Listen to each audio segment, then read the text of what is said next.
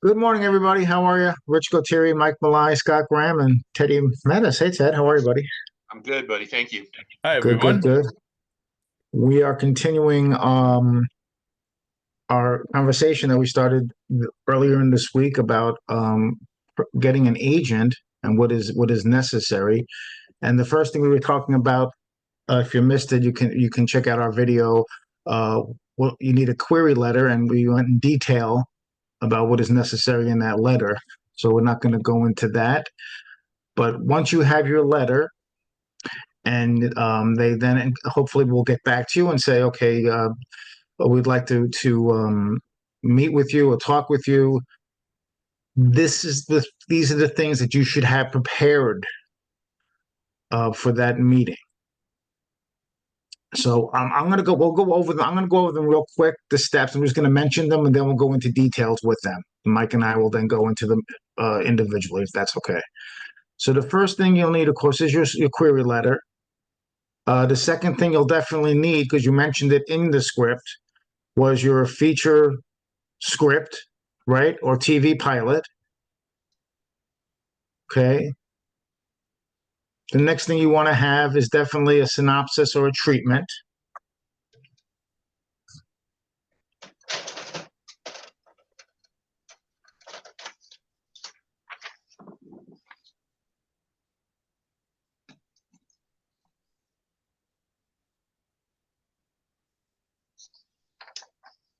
Writing sample or portfolio, as it's called. That's all along with just to recap from last week, or the other day, the log line and the log line and the short synopsis and all that along with it. Yeah. So you have that.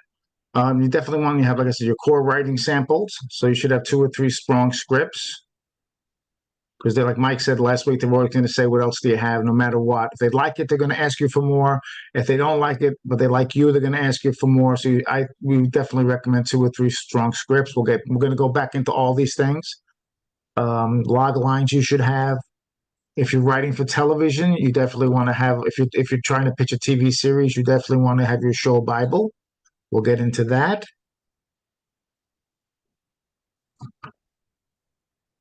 You definitely want to have your writing resume and bio.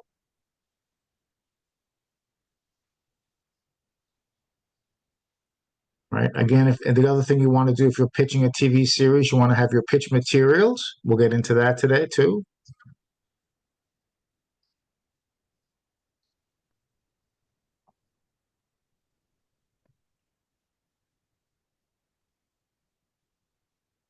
If you've had any work produced, you want to talk about that, of course. You want to speak about that. Short films or produced work, you want to speak about that.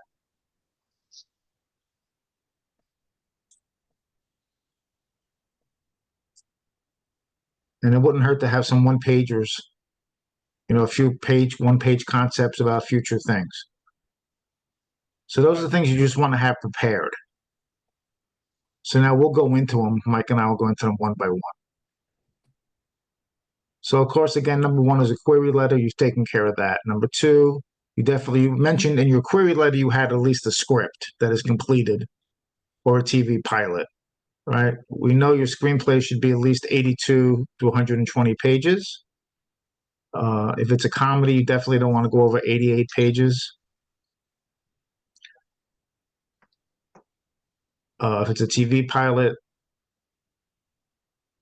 well, depends what you're writing for. We'll say 30 to 60 pages, but if you're writing for network, of course, you can get away with 22 pages with commercials. It's 22 pages, gets them their half hour, 44 minutes gets them their hour for commercial television, 60 minutes for streaming and cable. But I recommend 30 to 60 pages no matter what, because you haven't sold it. So you can't go in there saying, well, I wrote this for CBS, or so Yeah. you let them sell it, right? So Yeah. if you wrote a comedy, a TV pilot, I definitely, write 30 minutes. And if you're writing a drama, 60 minutes. Everything will get edited no matter what. Exactly. Make sure you have when you Mike's great with this stuff. When you submit that script, make sure it's in the proper format. Using either Final Draft, Movie Magic, no typos. Fade in, fade out. Export it from a screenwriting program. Have everything perfect. And make sure it's in a PDF because then anybody can read it. Yes, right. Very nice. Then the next one we talked about is have a synopsis or a treatment. Um, and for me, they already have the script, but you still want to give them a synopsis or treatment about it, right, Mike? Yeah. Oh, yeah. Yeah. I mean, it's like, hey, there's so many people that will not read the script. I'm always shocked, when said, no, I never read the script. They're the producers, they're the money people. They didn't read the script, but they read the synopsis. They read the treatment. It gave them the idea of what it is. Yeah, okay, I want to put my money in it. Yes. I don't care what's happening. I want my money back. And then some, so a lot of times, they're not interested in that part. Other times, some investors are very meticulous and, want to know everything. Bottom line is the money people kind of call the shots, but it depends on who the project's hands are it's in. If you're dealing with studio, it's a different system. If you're dealing with independents, it's all over the board. Right. I mean, look at we worked for Joel Resig. We were both leads in a kids movie. He purchased a script from a writer and adapted it to so many different situations. Same script, like four or five different scenarios. Ours was with a fox, you know. Mhm. Uh, Somebody else was with a dog. There were all kinds of different stories and different nationalities and different places all over the world. So, it depended on what was the flavor of that area, So, um, that script went a long way, So Yep. depending on the guild, he wasn't in the guild of writers, so it was able to be used multi-purpose. Now, sometimes you're looking for an agent there's some writers out there who honestly want to write for television series or become showrunners. That's what they want to do. So you want to have a writing sample or portfolio, right? Or some people want to write sketch comedy for Saturday Night Live or Mad TV. So you want to have a writing sample or a portfolio. So that's recommended is you have some spec scripts. And how you do that is you want to write for some television shows that are on television now. So Hmm. you'd pick a television, two or three sitcoms that are known that are on now when you want to write spec scripts that are not written, that using their format, you got to find out what format they're using. You want to use their characters, their situation, their locations and everything, and you want to write a spec script. So you want to have them be two or three of those. If you're writing sketch comedy, you want to have, four or five sketches in there also. So you would submit that as part of your writing sample, and anything else could be short stories. It depends what you're trying. It depends what you want to do. Some writers don't write movies. They want to write for television. But they don't have some writers don't they just want to be in a writer's room. That's what they want. They don't have a TV pilot. Some of them. They want to be. That's what they want. They want to write. They want to become showrunners. So it depends what you want in your writing sample. Depends what you want. So always have a portfolio of your work.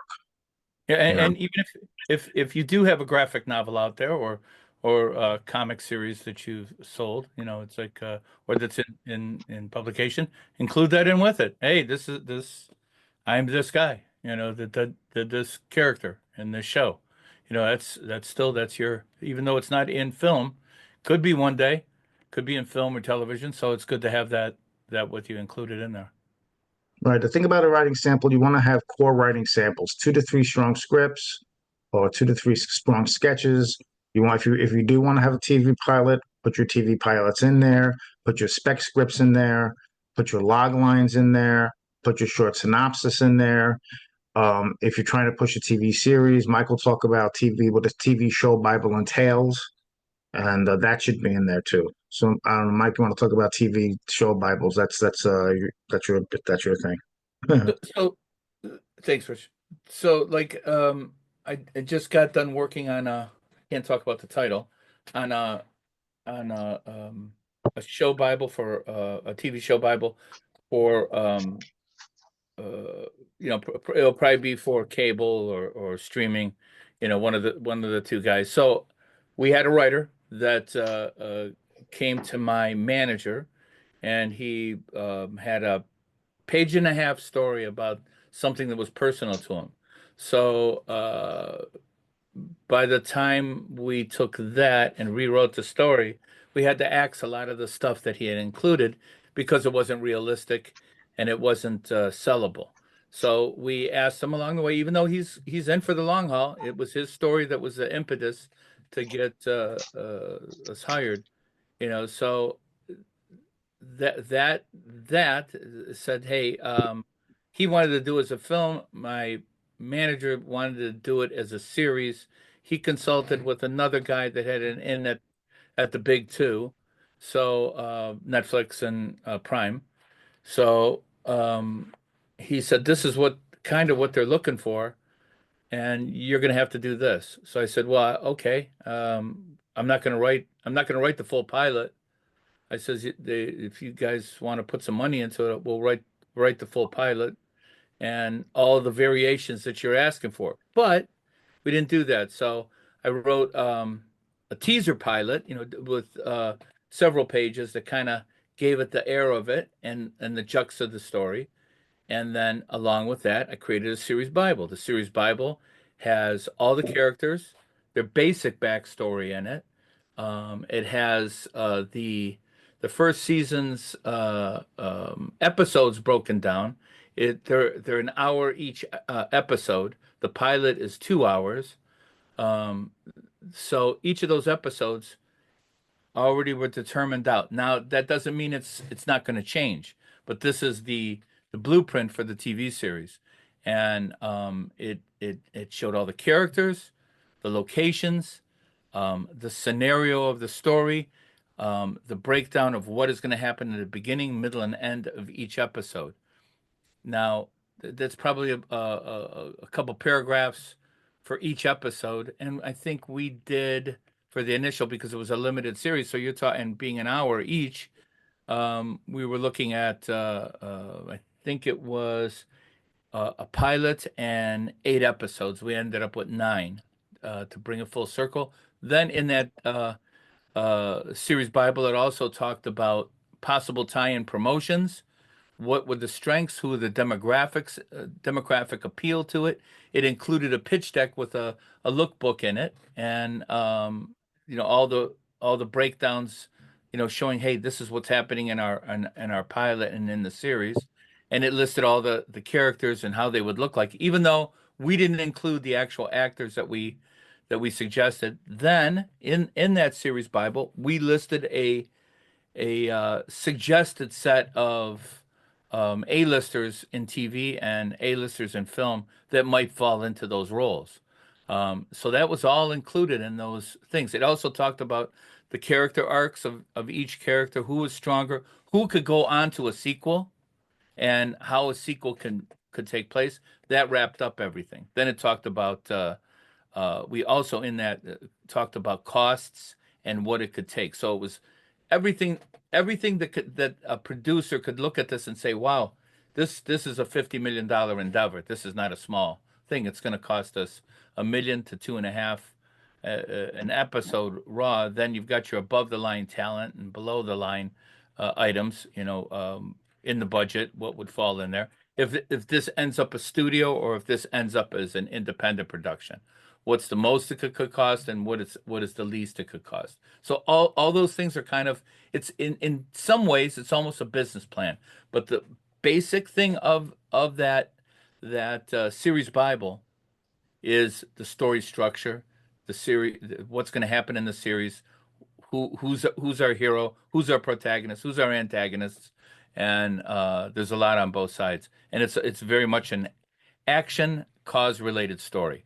So you have to keep an open mind once you create it, to show that you're willing to bend on any of it, because it will all change. They said, well, what if the family that's already okayed the use of that person's name, Well, it doesn't matter. You know, it's like then it'll change completely. So once you've submitted that series Bible, it's the people whose money that's going to go on it that's going to be the say so of how that story is going to change. Unless you are so attached to it that you can't let it go, then you raise the money and shoot that series or the movie as you see fit. But in this case, um, it's like you're suggesting to the producer as the creator, this is how the story could go, and the showrunner will decide. And you may not even be on there as a writer, let alone a showrunner. Hmm. You've just created a blueprint for them to make a $1 billion property on television. If it ends up going to commercial, then each of the episodes are getting cut down to 44 minutes if it's an hour. So Did uh, you explain to everybody what a lookbook is? a lookbook is basically it gives the feel of the genre of the story and the feel of how that story is going to go. If it's a comedy, it gives a little bit of that feel of why it's funny. If it's a drama, an action film, it's going to show those characters in things. And sometimes what you do is you Is it grab through it's through pictures? yeah, yes, full of pictures. But you can grab comparables from other movies. Say it's like Indiana Jones. It's like Temple of Doom. It's like Jewel of the Nile, or it's like uh, uh, you know whatever whatever those stories are. You can actually say, hey, we don't have any cast picked out, but a character that's like Sean Connery, or a character that's like Bradley Cooper, and so that's the kind of character it is. So you put those in the positions.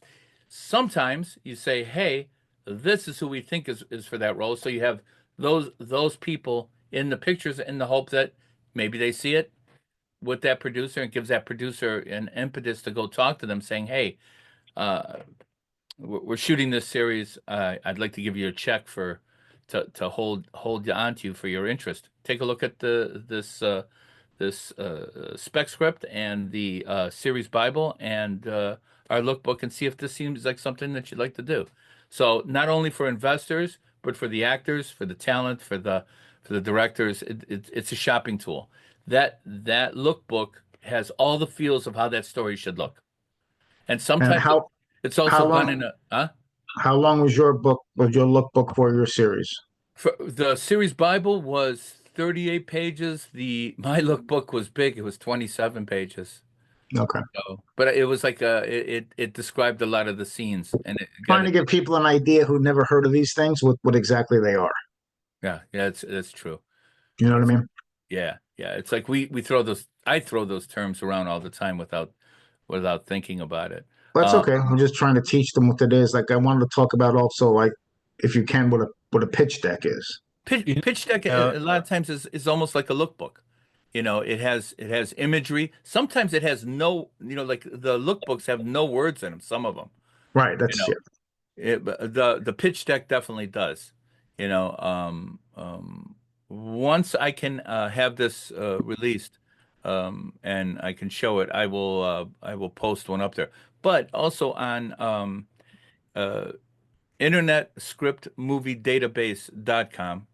Um, they have some, I believe, some pitch decks on there. Also on, if you just punch in sample of movie pitch deck, and you punch that in online, you'll see a ton of them come up. There's lots of samples for that. There's even companies that's all they do is they create pitch books for creators to be able to push their projects.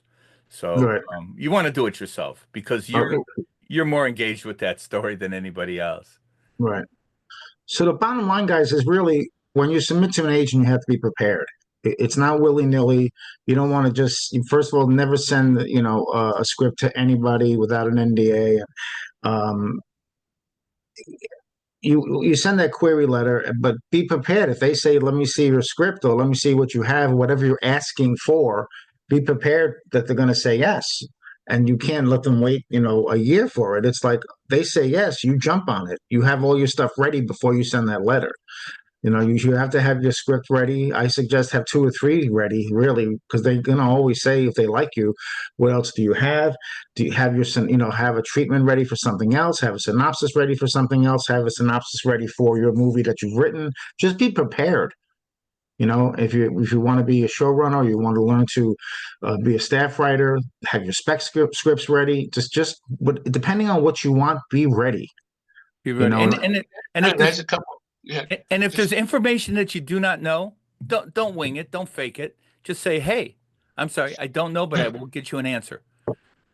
Don't be just a quick ashamed to say I question don't know. on the agent. When you submit your script to them and authorize them to submit it on your behalf, are you collaborating with them as No. to who it's going to go to, or are you just Oh, trusting in their circle of contacts? Because ultimately, then I guess once that script is out to that third party, they've now looked at it, and can they distribute it to somebody else to look at? And what point do you feel like you might be losing control of that distribution?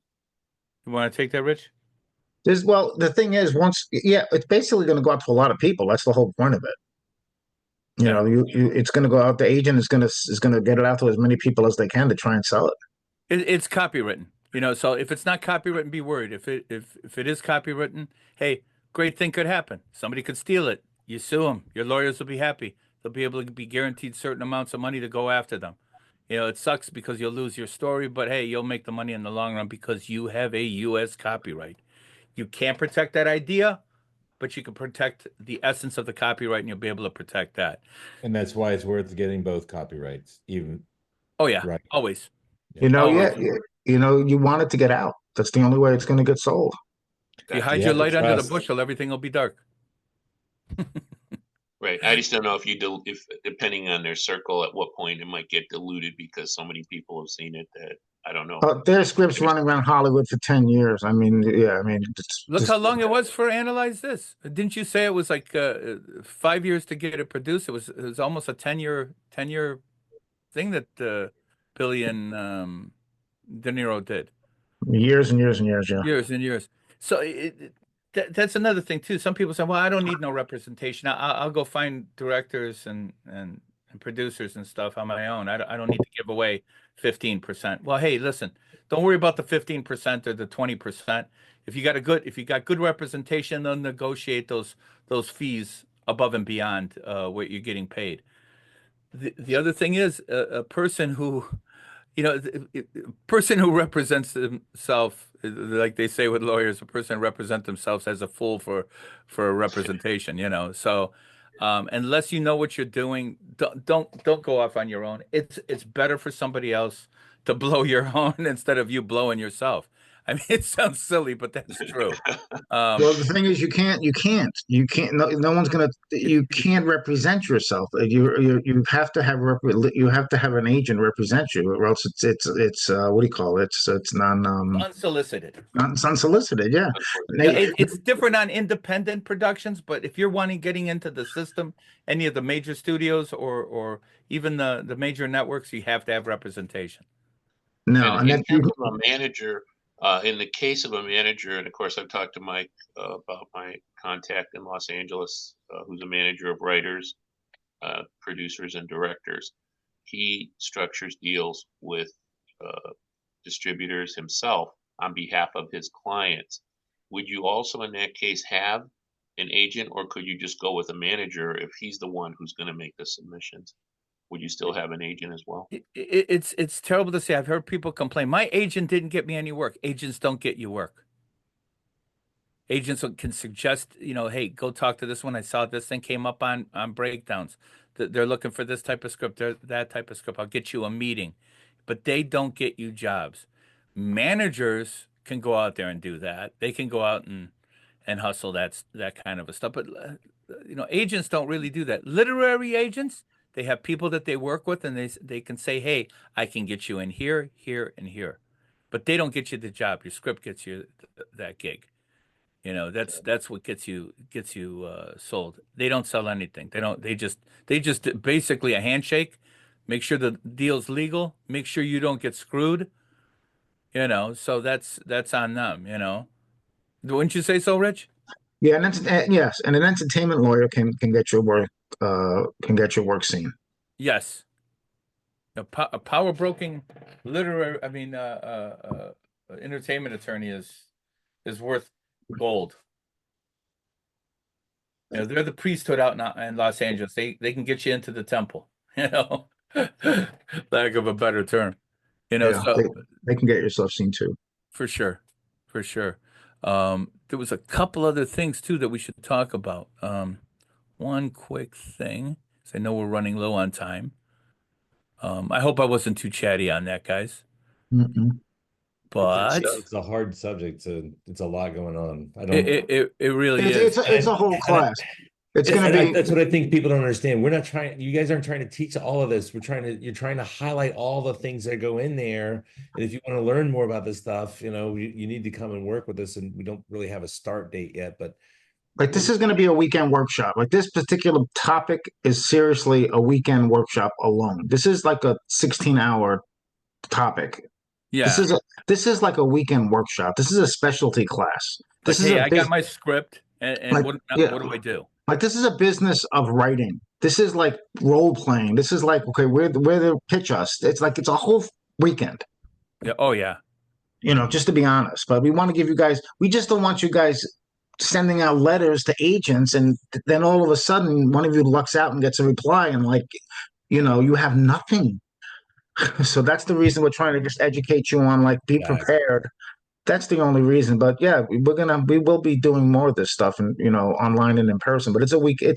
It's a weekend. but if you do become the dog that catches the truck, just call and ask for advice because Yeah. these guys do have connections to these people that could step in and maybe salvage something, because unsolicited is a big deal because of the fact of the legal ramifications of these things, guys. There's an underlying root reason, and it's called you have to have what is it? What did you say? Not the bona fides, you have to, the story has to have a connection from its origins to the people who are going to produce it, so there's no issues, right? Right, Yeah. right. I didn't steal Provenance. this I'm from. trying to say provenance, right? And an agent represents that the provenance and the story is legit and copy all these kinds of things. Lawyers and all these people, like if it's not done that way, they will reject it outright every time. Every producer that's worth his salt because they can't take the risk legally. Right. Am I wrong? Oh yeah. No, Hey, Mike, listen. Go ahead. Go ahead, Rich. Go ahead. Say it. Mike has a story, but it's not for today. But yes, with the Godfather It's packet, Yeah. it's yeah. Legally, it's There's a lot serious. of It's reasons, but that's a biggie. And show it's business. an automatic out, and people don't Yes. understand that. And it's nothing against you. They're not even rejecting your project. They're not even going to look at it. That's what you don't get. I don't think people are understanding. If you hand off an unsolicited script, it's going to go in the bin. A friend of mine, Let me help in- people that don't understand the layman's terms. That's what's a going to friend of happen. mine ended up very, very high at one of the, one of the top 3 movie studios in the world at its time. And he was at the top of the thing, and he says, "Give me your script. I'm gonna put it in here." There's a He was the president of marketing and acquisitions international for the company. Okay, he goes in there. He just left another studio and went there. He's got the script. My co-writer at the time even took and made a beautiful hand sculpted cigar box with the name of the movie on top of it carved in it. It's beautiful mahogany. It was beautiful. And so we had it delivered to him, and he was so excited about it. And he put it on his desk. He was almost fired the week he started, the top of the company.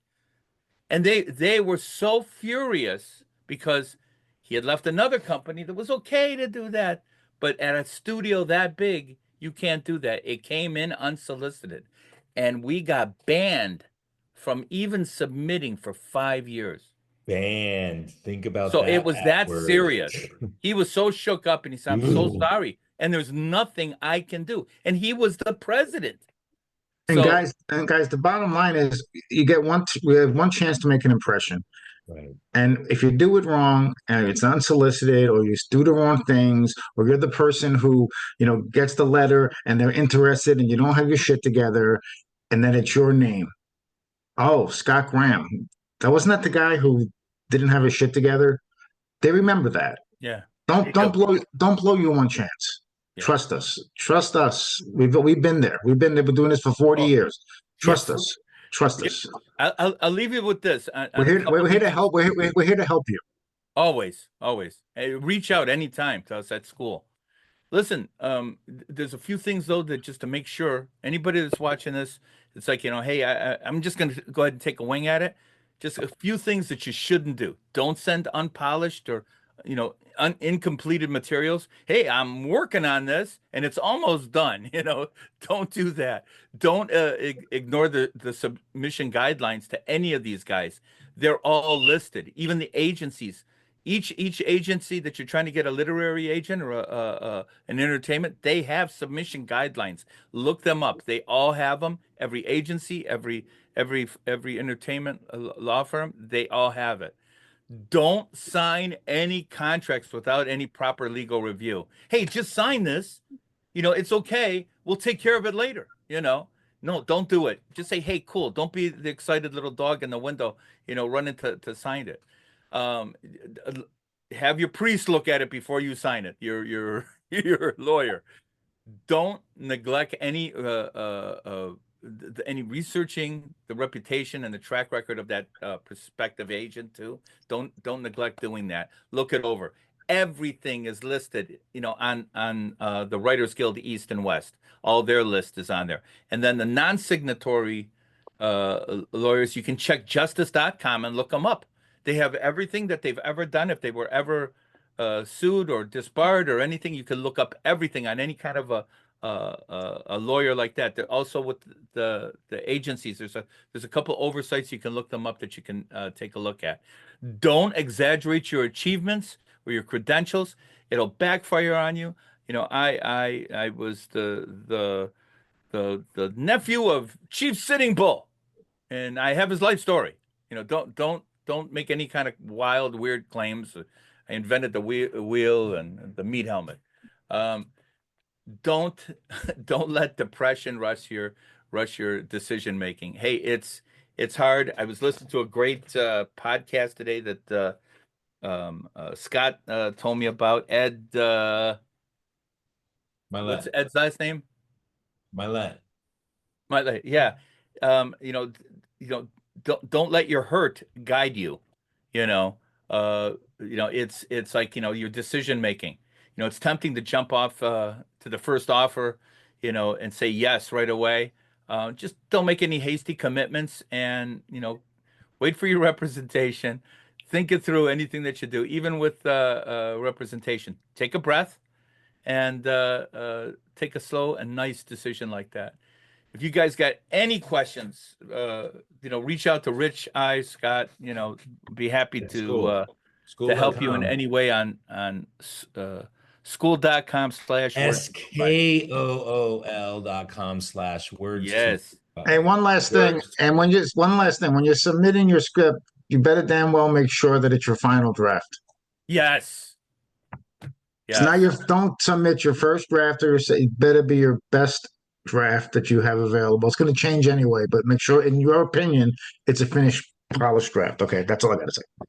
Yeah. And by the way, I happen to know the answer to this on you guys' last thing. It was how many drafts? I know the answer. It was 22. 22. Oh, Is for that Italy right? boys? Oh, For Italy boys, were we up to actually? I don't know. I'm embarrassed to say, but yeah, it I was a know lot. I'm embarrassed too. It's But just you like said too many inside of each one, maybe like 100 times on maybe something, but like Yeah, the we whole don't even know thing. anymore, but yeah.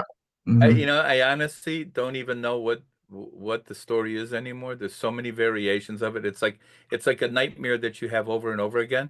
Well, that sounds bad. Okay, I But it's a regret even great bringing it story. up. Our our first one was our favorite. Yeah. Okay, Yeah, it was open up a can of no worms. hold All barred. right. Maybe All maybe right. one day it'll be out there. We'll just maybe a whole episode on just that whole process would be interesting. So, but Yeah. that's another weekend. But yeah, okay. Yeah, that's Sorry. Cat of nine tails. Okay. Any final questions or any final thoughts, guys? Appreciate the topic. I think it's to your point. It's really important. We Obviously, just it's a don't want people to two-parter make. and it could be a 10-parter. Yeah, we just don't want people to do anything in a rush because they're excited. I taught acting last night, and I had a girl, pretty new, a newbie, but she's been on and off for a couple of years, but that's still new to me. And she's like, "I'm moving to Los Angeles in February," and I'm like, "Why? You're not in the union. You don't have any television credits." And I had to talk her down, like, it's not time for you to go yet. There's a list of things you have to do before you're ready to take that step. So it's like everybody, don't take the step for an agent, even though you want one, until you're prepared to get one. It's okay. This isn't a marathon. It's not. We're running a marathon. We're not doing a sprint here. So Yeah, and a good thing to do too is, hey, find the film schools like, MPI. Hey, they're dying for scripts. Like short stories. It's like all of them shoot shorts. Everybody shoots shorts. Go to film festivals. Everybody's looking for a writer to do a short, and it gets you some it gets you some tape. reps too. Yeah, get some tape on your work. Yeah. That Believe would me, be an great. agent rather watch tape than read your scripts. Believe me. Oh And yeah. if you don't know what to do, just go to SKOOL.com/words to film by, all one word. And that's your first step. If you don't know what to do, then just start there. I think it's a good place to leave it. And these two guys like right behind me, they'll meet you at the door. Text and subtext. Yeah. Okay. That's your I got subtext. your subtext right here, pal. Ready. There he is. All right.